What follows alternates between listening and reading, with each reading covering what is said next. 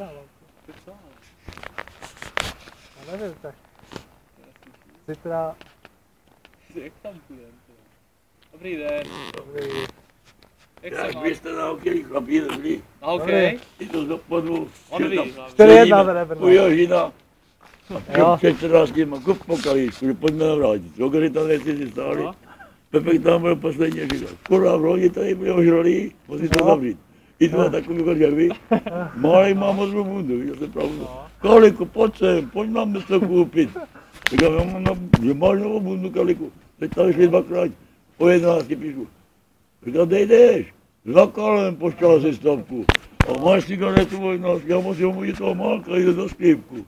A Řepa, pan Řepa tam je nebo není? No. Řepa, pan Řepa, znáte pana Řepu? Ale jo, A je tam nebo není tam? není tam. On je sází furt. No, u Jožina jsem vypil jedno, čuj. Dneska byl plno, že tam potkal toho, já nevím, Horčáka nebo Počáka. Holčáka? Já byl ožralý, teď tam blbec, pojďme do A sklípku. víte, jak se jmenuje Holčák? A já nevím, že tam seděl to říkal, pojďme na vrátnu, pojďme na pač. A hrál automaty měl hovno, že pojďme na pač, říkal, no to by ti tě vyhodit, ty blbče. A on je z toho, není z kamer, není z Loučky? No myslím, že co tam dělá, já nevím, ožralý odebití, že pojďme na pač, vezmeme to po cestě. Říkal, no, Jo. odebitě budu rádi, Jo, chtěl známe, vidět. jo, jo. No. Já nevím, jestli je odebití ožralý. No oni do pěšky nebo stopy, kdo pojede na lůžky odebití, stopy, že pojedete, to je prdeli. Jdeme nahoru, tak se mějte. Za tím. Je tam hokej, požraju, no. My jsme viděli. 1. Jo, Jo, jo, Brno vede.